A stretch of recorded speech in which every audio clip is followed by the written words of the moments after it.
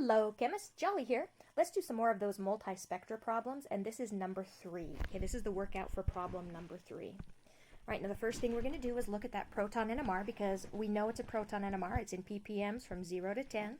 There's only 2 peaks, so I'm going to make a note to myself right here. There's only 2 peaks. And 3 plus 3 is 6 hydrogens. So there are no nitrogens or halogens. And then, they both look like singlets to me. So it looks like we have 2 singlets, so A and B. So A is a singlet that integrates for 3 hydrogens. And it is between 3 and 4, so about 3.6.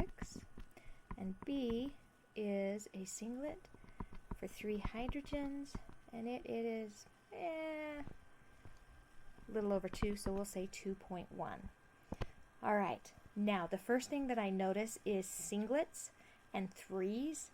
It's not just 2 CH3s together, so this is probably a ratio. All right, so that's the first thing that jumps at me, is it's probably a ratio.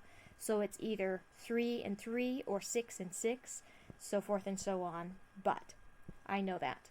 All right, now another interesting thing is this is the shifting area. Okay, this is the shifting area, and specifically next to something very electronegative. I know there's no halogens, but that could indicate an oxygen. Okay, so anything between 3 and 4, my first thought is always an oxygen. So I'm going to make a little note to myself right here that at least it's not next to somebody electronegative, so I think that is a CH3O. And then this number right here, this peak right here, that is very, very, very indicative of a C double bond O, a methyl ketone. A methyl ketone. Now, can we put those pieces together and use just 6 hydrogens, or do we need to ratio up? And in fact, this one's not bad.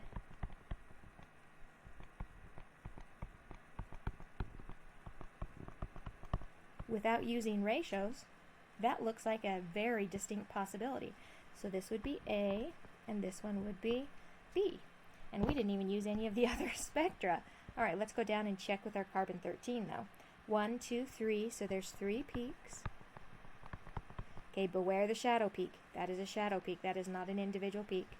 There's A, B, and C, so there's 3 unique types of carbons. This one is definitely on a carbonyl. This is shifted somehow. And that one's just an sp3. And so that also goes nicely with what we had before. And A would be this one, B would be this one because next to the oxygen would be shifted further down, and then C would be that one. Wow. What have we got here?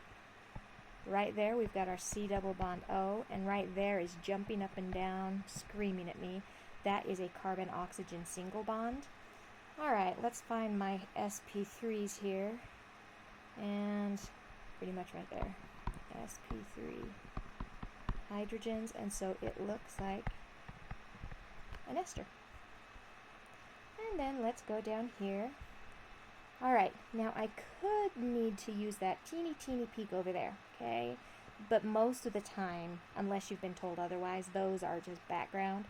And so this one right here looks like the molecular ion peak because there's a little teeny peak right here that looks small enough to be the M+1.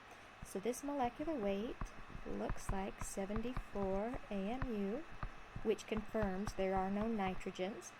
All right, remember, this does not tell you anything about oxygens, but I already know from above that I think there's 2 oxygens. So that leaves me 42, so 3 carbons would leave me 6 hydrogens.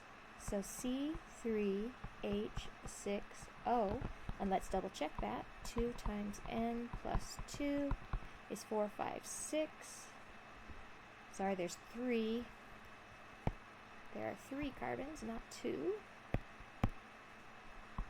6, 7, 8, I have 6, so 2 divided by 2, that is 1 unit of unsaturation, so I can have 1 pi or 1 ring, and I believe this to be an ester, so that number matches, so that formula matches everything else I did. Now this one was fairly fast, but each of the pieces I could have started anywhere and worked backwards. The proton NMR just happened to give me a lot of information this time. All right, until next time, jolly out.